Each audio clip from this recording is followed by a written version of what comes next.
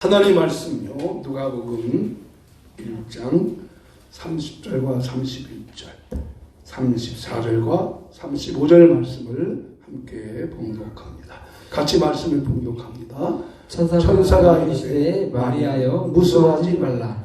내가 하나님의 은혜를 받아 입었느니라. 보라, 내가 잉태하여 아들을 낳으리니 그 이름을 예수라 하라.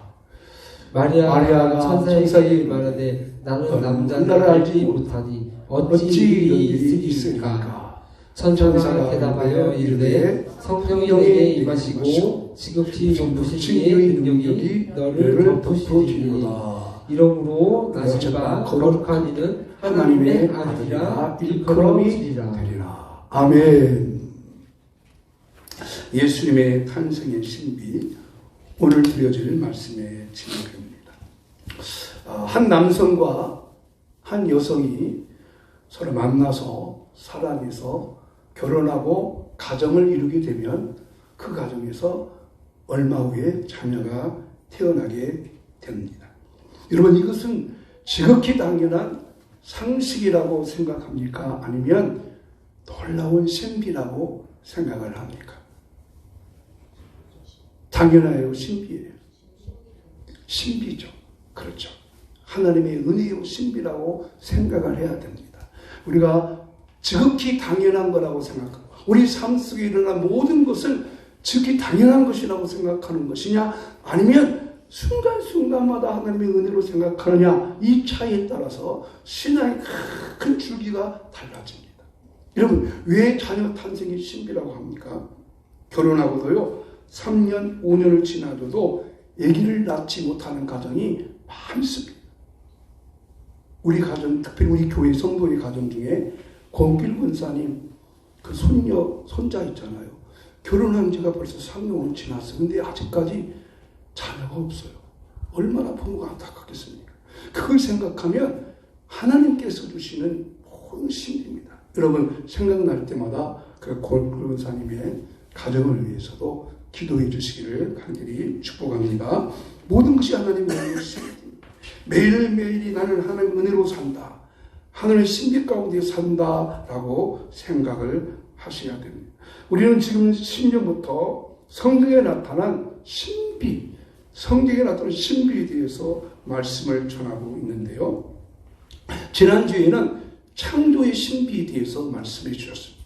하나님이 태초에 하나님이 천지를 창조하시니라. 베레시트바라 엘로임 에트하 사마임 에트하 에레치. 자, 히브리어는 오른쪽으로 읽어요, 왼쪽으로 읽어요? 오른쪽으로 읽는다고 그랬습니다. 하나님의 창조의 신비에 독특한 겁니다. 하나님께서 말씀으로 창조하셨습니다. 그 말씀으로 창조한 하나님은 지금도 저와 여러분 속에 말씀을 통해서 날마다 신비한 창조 역사가 이루게 될 줄로 믿습니다. 두 번째 창조의 신비는 하나님께서 천지를 창조하실 때 하루 만에 창조하실 수 있지만 하나님께서는 6일을 창조하시고 하루를 안식함으로 7일로 인간의 삶의 사이클을 맞추어 놓으셨다는 것. 그리고 그 안식일이 신약에 와서 주일로 바꾸어져서 매주마다 하나님이 보시기에 좋았더라는 감탄사를 발휘하며 살아야 한다는 것입니다. 그렇습니다. 모든 성경은 하나님의 신비 속에 가득 차 있습니다.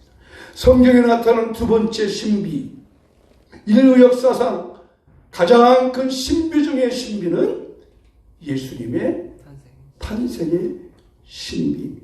예수님 탄생이 신비. 그러면 왜 예수님의 탄생이 인류 역사상 가장 큰 신비 중에 신비일까요? 그 신비가 왜 그럴까요? 탄생의 신비, 예수님 탄생의 신비, 그게 무엇일까요? 첫째로 예수님이 처녀의 몸에서 태어나셨기 때문입니다. 어디서 태어났어요? 처녀입니다. 여러분, 하나님께서 예수님이 이 땅에 오셔서 구원의 역사를 이룬다고 하는 것은 하나님의 언약입니다. 약속입니다.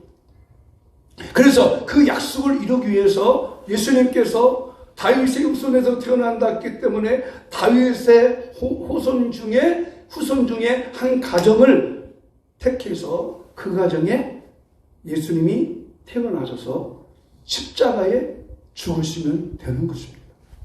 그런데 하나님께서 그렇게 하지 않았습니다. 하나님께서 어떻게 하시느냐? 예수님의 탄생의 배경은 이렇습니다. 하나님께서 천사 가브리엘을 통해서 마리아에게 예수님의 태어남의 소식을 알려줘. 마리아야, 무서워하지 말라. 내가 하나님께 은혜를 입었다. 내가 잉태하여 아들을 낳으니 이름을 예수라 하라. 라고 하나님께서 마리아에게 말씀하십니다. 여러분, 이때 마리아 반응은 어떠해야 할까요? 하나님께서 약속하신 메시아를 다 같은 자에게 태어나게 하신다? 얼마나 기쁘겠어요? 그렇잖아요?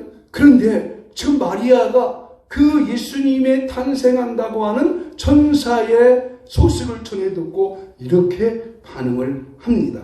누가복음 1장 34절 같이 읽습니다. 시작. 마리아가 천사에게 말하되 나는 남자를 알지 못하니 어찌 이런 일이 있으리이까?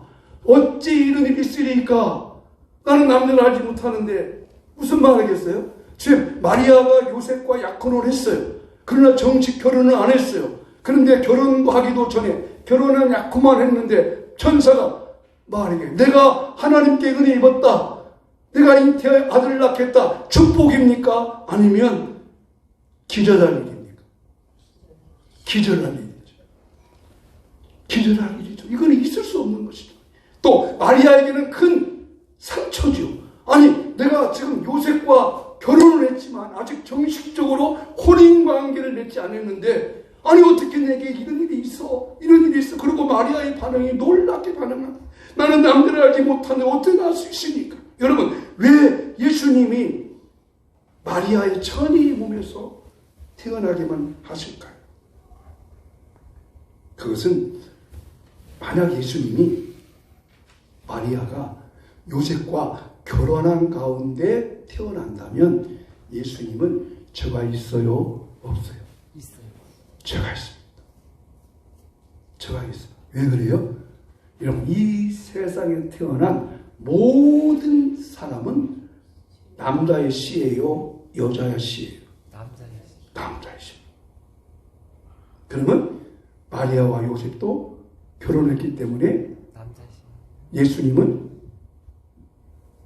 요셉의 씨앗을 갖고 태어납니다. 그럼 예수님도 뭐요? 죄인입니다. 죄인이면 예수님이 우리를 구원할 수가 없습니다.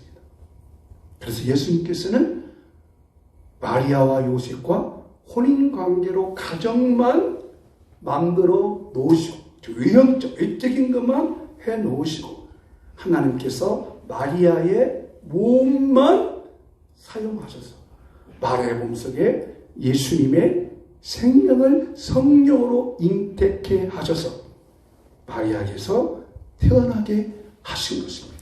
이것이 바로 예수님의 탄생의 신비입니다. 여러분 그런데 가만히 생각해 보세요. 이 마리아가 예수님을 이제 잉태해서 태어났어요. 그러면 그 당시에 마리아가 요셉과 결혼도 안 했는데 예수님을 잉태했다고 즉 예수님이 잉태했다고 하는 이 사실을 아는 사람이 누구일까요? 누가 있었을까요? 요셉 자신도 알았겠죠. 아버지가 되니까 마리아도 알았겠죠. 자기가 태어났어. 또 누가 알을까요?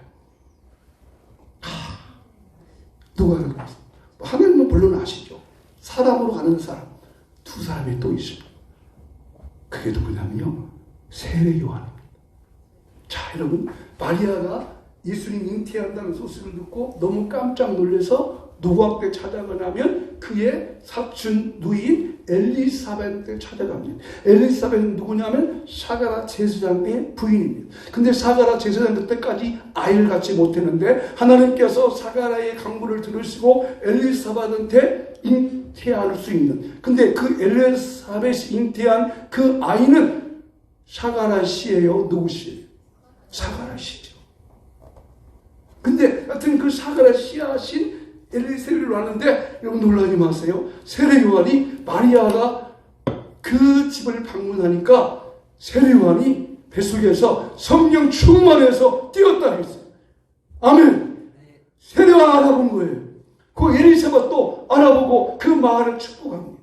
그렇습니다. 여러분 그때 당시에 예수님께서 처녀의 몸에서 태어났다고 하는 사실을 아는 사람이 많이 없어요. 나중에서 알게 되죠. 물론 예수님의 동생들이죠.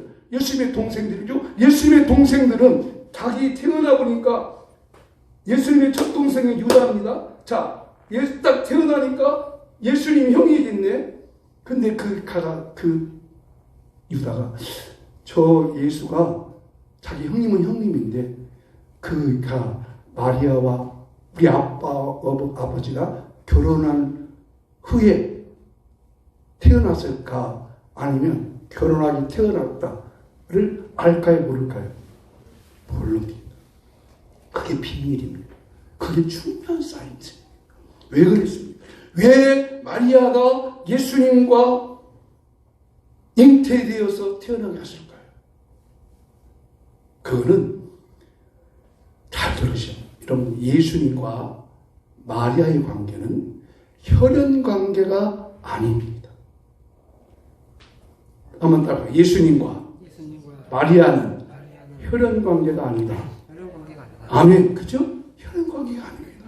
마리아는 단순히 예수님을 잉태해서 탄생하게 한 사람이지 혈연 관계. 그래서 여러분 예수님이 마리아를 공식적으로 어머니라고 부른 적이 한 번도 없습니다. 예수님이 마리아를 부를 때 뭐라고 부르냐면 여자요. 그렇죠. 여자요. 두 번 있었습니다. 예수님이 물이 변하여 포도주 만들어지게 할 때 마리아가 여기에 포도주가 없다. 포도주가 떨어졌다. 그때 예수님이 여자요. 그것이 나와 무슨 상관이 있습니까? 라고 말합니다. 또 한 번 예수님이 십자가에 못 박혀 죽으실 때 예수님께서 그 밑에 있는 마리아, 자기 어머니 마리아 또 요한 쭉 앉아 있습니다. 그때 예수님께서 이렇게 말합니다. 여자여 보소서 아들입니다. 예수님을 여자여라고 말합니다. 예수님이 버릇이 있는 분이 없는 분이에요. 세상에 어머니를 갖다가 여자여라고 하니까 거기에 여자애는 이런 거예요.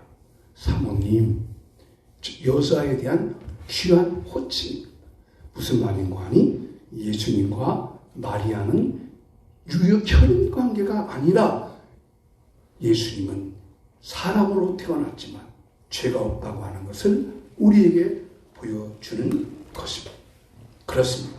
예수님께서는 사람으로 태어났지만 의인입니다. 그분은 죄가 없습니다. 그러면 그가 예수님께서 죄가 없는 분, 사람으로만 태어났다고 하는 것을 왜 태어나냐? 그래야만 예수님이 우리를 구원할 수 있기 때문이에요. 그럼에도 불구하고 예수님이 십자가에 못 박혀 죽었는데 그 예수님이 십자가에 못 박혀 죽을 때에 죄인으로 죽였어요? 의인이기 때문에 죽였어요?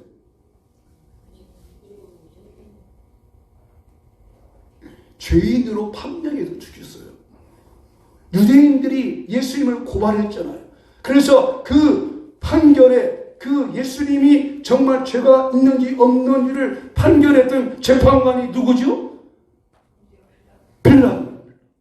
근데 그 빌라도가 예수님을 판결하면서 신문을 판결하면서 마지막 그 재판관 빌라도가 이를 엄멸하죠. 나는 이 사람에게서 죄를 찾지 못했다 하고 뭐죠? 물로 손을 씻죠. 그럼에도 불구하고 빌라도는 예수님을 유대인들에게 내어주어요. 너희 마음대로 해라. 그런데 결정적인 예수님이 십자가에 못 박혀 죽었지만 죄인으로 죽은 것 아니라 의로운 자가 죄가 없지만 우리 죄를 위해서 십자가에 죽으신 것이 증거되는 확실한 증거를 오늘 보여드립니다. 그것이 바로 누가복음 같이 읽겠습니다. 23장 47절 누가복음 읽어보겠습니다. 시작.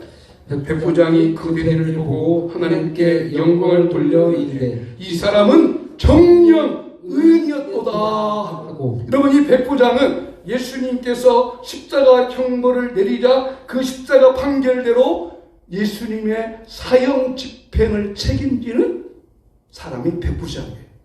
근데 그 백부장이 예수님이 살았는지 죽었는지를 딱 보면서 뭐라고 해요? 죽었으니까 예수님을 향하여 하나님께 영광을 돌리면서 이는 뭐요? 정녕 뭐요? 의인이었다. 여러분, 얼마나 놀라운 말씀입니다. 예수님은 사람으로 태어나야 하지만 예수님은 왜 사람으로 태어나지 않고 왜 사람으로 태어나지 않고 왜 동정녀 마리아에게 태어났는가? 바로 이것이 예수님께서 우리에게 보여주시는 축복의 말씀입니다. 그러므로 이 사실을 우리는 못 기억해. 우리는 이것을 기억하고 하나님, 모든 사람은 죄인이지만 거룩하신 예수님으로 말미암아 내가 구원받게 하심을 감사합니다. 그래서 우리는 그 사랑을 보고 하나님의 사랑이라고 노래합니다. 그 크신 하나님의 사랑을 찬양합니다. 그러면 여러분, 과연 예수님이 동정녀 마리아에게 잉태되어 태어나신 것하고 나하고 무슨 상관이냐 하는 거예요. 예수님께서 동정녀 마리아에 태어나신 것하고 나하고 무슨 관계냐? 첫째는 예수님이 동정녀 마리아 태어나야 죄 없이 태어나서 내가 구원받을 수 있는 것이고, 또 하나는 나도 성령으로 잉태해야 합니다. 아멘. 나도 성령으로 잉태함을 받아야 한다는 것입니다. 예수님께서 그런 말하죠. 사람이 물과 성령으로 거듭나지 아니하면 하나님의 나라를 볼 수 없다. 그러자 니고데모가 마리아에게 말한 것처럼 어찌 그런 일이 있을 수 있습니까? 어떻게 사람이 거듭납니까? 또 한번 태어납니까? 예수님께서 니고데모, 너는 유대인의 성생으로 이것을 하지 못하느냐? 사람이 물과 성령으로 거듭나지 아니하면 하나님의 나라에 들어갈 수 없다. 여러분, 우리가 왜 거듭내야 됩니까? 성령으로 왜 거듭내야 됩니까? 하나님께서 마리아에게 성령으로 잉태하여 예수님을 낳게 하신 것은 저와 여러분 우리들도 성령으로 물로 거듭나서 우리 안에 거룩한 예수님이 태어나게 하시고 나로 하여금 거듭나게 하셔서, 그래서 내가 육의 사람이 영의 사람이 되어지고 연약한 사람이 강건한 사람이 되어지고 믿음이 없는 사람이 믿음을 가진 사람이 되고 구원이 없는 사람이 구원받은 사람이 되고 예수님에 대한 확신과 신앙이 없는 사람이 거듭나야, 영적으로 거듭나야 하나님의 사람으로 되어올 수 있기 때문에 이런 일이 일어나는 것입니다. 오늘날 여러분, 교회 안에는요, 직분자지만 교회는 다니지만 거듭나지 못한 사람들이 많이 있다고 말합니다. 왜 그럴까요? 내가 아직도 성령의 사람이 안 됐단 말이에요. 영의 사람이 안 됐단 말이에요. 여러분, 그럼 내가 영의 사람이 되었다는 증거는 뭐냐? 예수님의 구원을, 예수님의 믿는 구원의 확신이 있어요. 여러분, 구원의 확신을 가지고 사시기 바랍니다. 내게 구원의 확신이 있으면 나는 거듭나는 거예요. 근데 이 구원의 확신이 없는 사람들이 그냥 교회를 위해서 그냥 교회 왔다 갔다 하고 일만 들고 가지, 그렇지 않습니다. 그러면 오늘 또 하나님의 말씀에 의지해서 물과 성령으로 네 안에 성령으로 잉태하는 귀한 주의 은혜의 역사가 여러분 가운데 임하기를 주의 이름으로 축복합니다. 두 번째, 그 예수는 태어나기에 믿으면 어떤 역사가 일어납니까? 그러니까 사람으로 태어난 예수를 믿으면 죄인이 아닌 의로운 그 예수님이 나를 위해서 십자가에 죽었기 때문에 그 예수를 믿으면 어떤 역사가 일어납니까? 첫째는 말씀대로 구원을 받습니다. 근데 구원받은 것으로 끝나는 것 아니라 오늘 가장 중요한 이 말씀입니다. 이 두 가지 말씀. 사람으로 태어난 예수님, 죄 없이 태어난 예수님 믿으면 내게 어떤 역사가 일어날까? 실질적인 우리 삶에 이것이 적용되어야 됩니다. 여러분, 인간이 살아가면서 이 땅에서 가장 필요한 거, 가지면 더 가지고 싶고, 있어도 더 갖고 싶고, 더 못 가져도 환히 되는 것이 뭘까요? 그게 돈입니다. 근데 예수님이요, 이 돈 문제도 우리로 하여금 해결해 주셨어요. 어떻게 해결해 주셨느냐? 고린도후서 8장 9절 말씀을 읽어보겠습니다. 시작. 우리 주 예수 그리스도의 은혜를 너희가 알거니와 부유하신 이로써 너를 위하여 가난하게 되심은 그의 가난으로 말미암아 너희를 부유하게 하시니라. 다시 한번, 그의 가난으로 말미암아 너희로 부유하게 하시리라. 다시, 그의 가난으로 말미암아 너희를 부유하게 하려 하시니라. 또 한 번 시작. 그의 가난으로 말미암아 너희를 부유하게 하려 하시리라. 아멘. 여러분, 예수님이 부자요, 가난해요? 예수님 부자셨어요. 하늘에서 오셨잖아요. 그죠? 예수님 부자입니다. 근데 이 부자 예수님이 가난해졌대요. 얼마나 가난한지 아세요, 예수님이? 예수님이 이런 말씀하세요. 내가 예수님 따라가겠습니다. 그렇게 말하는 사람은 예수님을 따라가면, 야, 저분 따라가면 뭔가 큰 이득이 있을 것 같아서 따라간다 하니까 예수님이 이런 말씀하세요. 야, 인자는 여우도 굴이 있고 하늘 나는 참새도 제 집이 있지만 인자는 머리둘 곳이 없다. 여러분, 오늘 저녁 지나면 여러분 주무실 곳이 있어요, 없어요? 여러분 집에 가면 따뜻해요, 추워요? 야, 여러분, 근데 우리 예수님은 하루 일과 끝나고 쉴 공간이 없었대요. 그것은 뭐예요? 가난해지신 거예요. 왜 가난하셔요? 누구 때문에 가난해지셨어요? 우리로 하여금 부유하게 하시려고. 여러분, 이 예수님께서 가난하게 돼서 부유하게 하셨던 이 말씀이 2024년도에 여러분의 모든 삶 속에, 생활 속에 일어나기를 축복합니다. 모든 물질에서 벗어나기를 축복합니다. 부유하시기를 축복합니다. 풍성하시기를 축복합니다. 아멘. 이게 주님께서 우리를 위해서 십자가에 못 박혀 죽으신 거예요.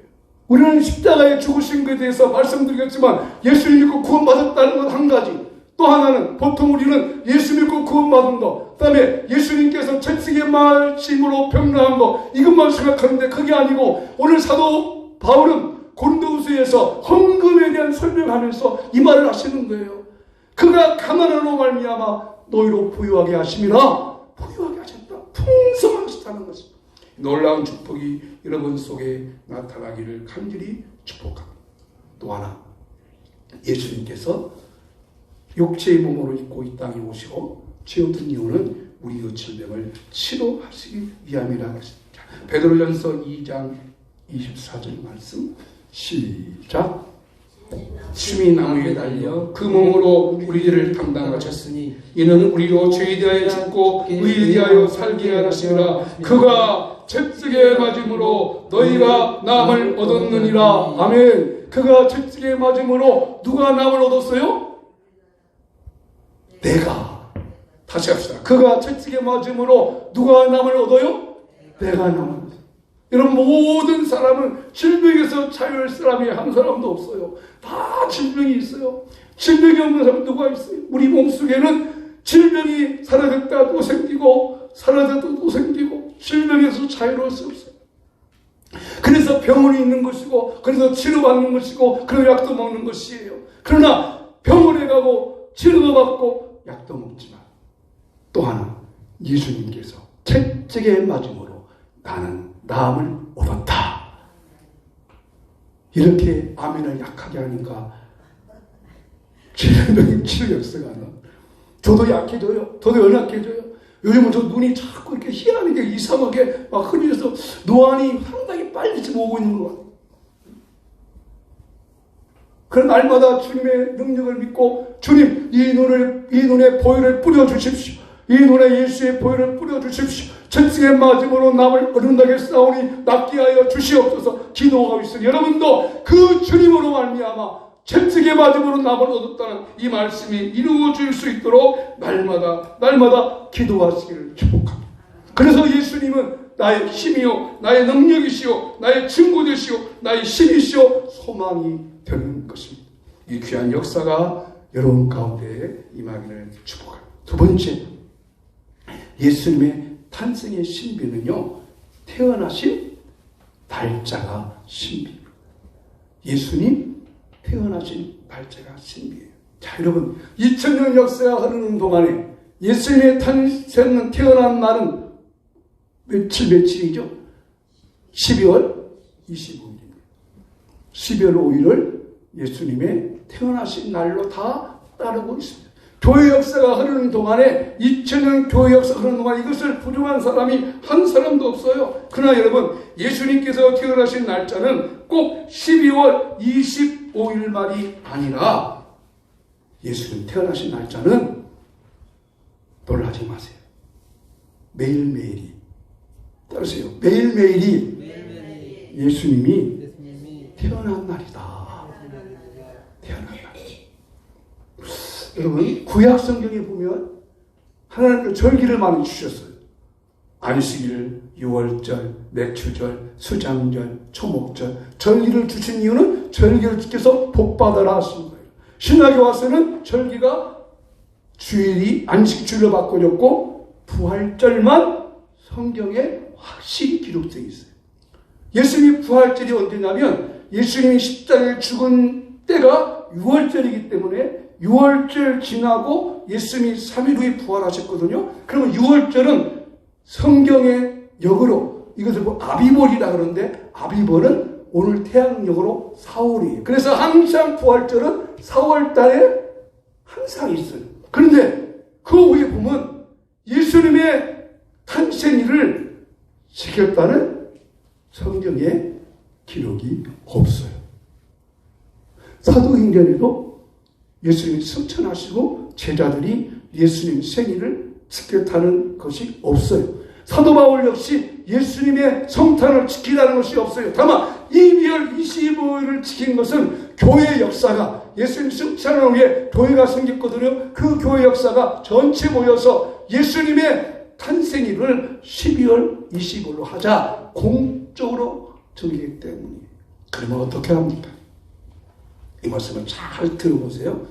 12월 25일은 교회가 정하신 공적인 성탄절이니 그 날도 예수님의 탄생을 축하해야 합니다. 그러나 또한 매일매일이 성탄절로 생각한 이유는 오늘 요한계시록 3장 20절에서 예수님께서 이렇게 말씀하세요. 같이 읽겠습니다. 시작. 볼지어다 내가 문 밖에 서서 두드리노니 누구든지 내 음성을 듣고 문을 열면 내가 그에게로 들어가 그로 더불어 먹고 그는 나와 더불어 먹으리라. 여기서 중요한 말은 문을 열면 음성을 듣고 문을 열면 내가 들어가겠다. 문을 열면 들어가. 문 여는 것은 누가 문을 열어요? 내가 마음의 문을 열어요. 그럼 들어오는 문은 예수님이 들어오세요. 요한계시록 3장 20절 말씀은 모든 교회에게 주시는 말씀이에요. 교회에게, 개인에게. 예수님이 날마다 내 마음을 놓고 하세요. 뭐 하라고? 내가 들어가겠다고. 이 말 다섯 말하고는 오늘 또 너에게 찾아오신 너를 구원하기 위해서, 너를 부유하기 위해서, 너를 축복하기 위해서 너에게 찾아온 나 예수를 영접하라. 맞이해라. 맞이해라. 그래서 성탄절 이렇게 찬송하는 기쁘다 구주 오셨네 만백성 맞으라. 기쁘다 구주 예수님이 12월 25일 성탄절 하루만 와서 그날 기뻐하고 즐기고 그것이 아니라 매일매일 삶 속에 지금도 나에게 찾아오셔서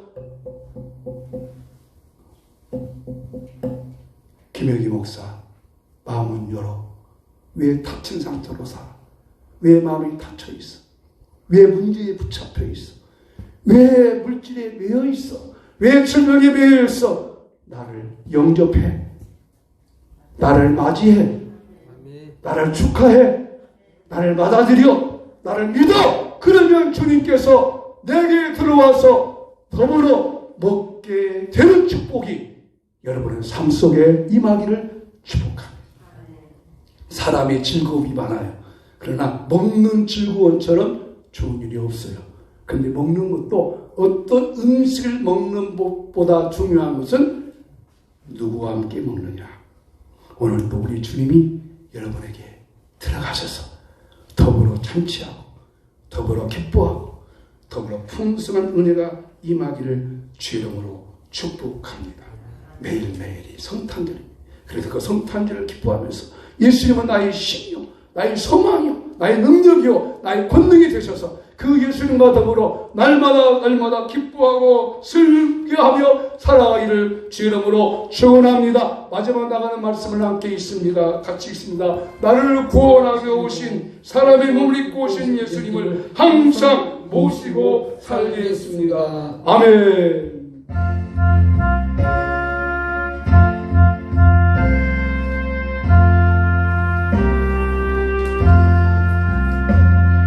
예수 나의 힘이요 내 증명 되시니 건축 예수 떠나 살면 저축력 다지리 눈물이 가리고 내 맘에 금사일 때 위로하고 힘줬으니 주 예수 예수 나의 힘이요 내 친구 되시니 그를 강구하면 평생을 받으리 햇빛과 비 주시니 주소할 곳이 많도다 귀한 열매 주시니 주 예수 예수 나의 힘이요 내 기쁨 되시니 그 명령을 전행하여 내 충성하겠네 주야로 보하시며 바른 길 가게 하시니 의지하고 따라가리 주 예수 예수 나의 힘이요 내 소망 되시니 이 세상을 떠나갈 때 공평생 얻으리 한없는 복을 주시고 영원한 기쁨 주시니 나의 생명 나의 기쁨 주의 이 시간 함께 기도하십시오. 예수님 나의 생명 되시고 나의 힘이 되시고 소망 되시고 나의 부여함이 되시고 나를 치료하는 예수님 오늘도 내가 마음을 엽니다. 내 마음에 오셔서 나를 도우시고 축복해 달라고 이 시간 기도합니다. 하나님 아버지 예수님께서 사람을 못 잊고 이 땅에 태어나신 것은 우리를 구원하시기 위하여서 사람이지만 죄없는 몸으로 이 땅에 오셨습니다. 오늘도 그 주님을 기뻐하고 찬송하고 찬양합니다. 이 시간 내 마음을 엽니다. 내 마음에 오시옵소서. 나의 기쁨이 되시고 나의 소망이 되시고 나의 부유함이 되어주시고 내게 치료가 되어주시고 날마다 나를 승리케 인도해 주시옵소서. 이 귀한 역사가 우리 모든 성도님들의 마음속에 심령 속에 임하기를 소원합니다. 주여 그렇게 하여 주시옵소서. 이 시간 제가 기도합니다. 성령의 기름 부으심이 임하도록 기도하겠습니다.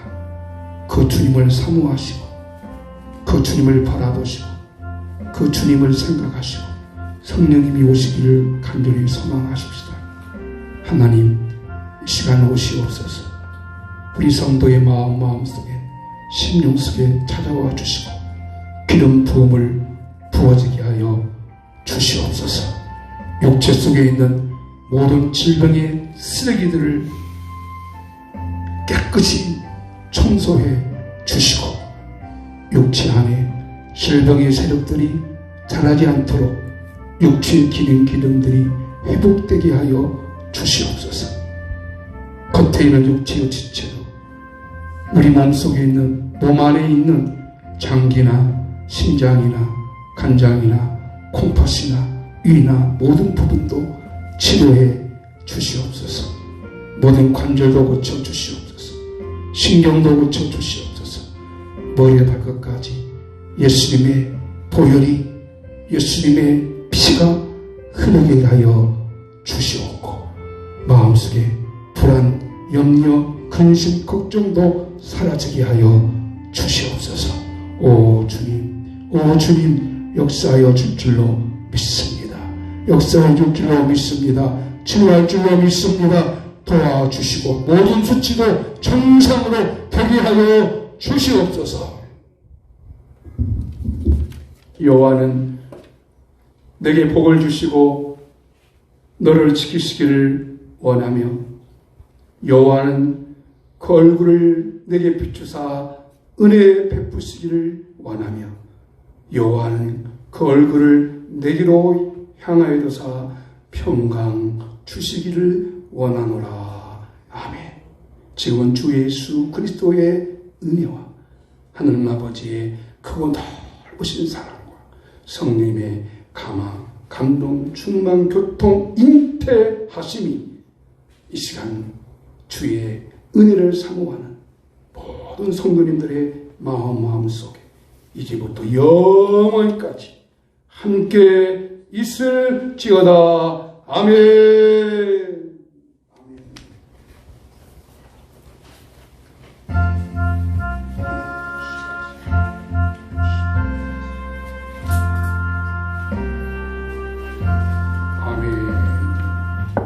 식사하고 가시기 바랍니다.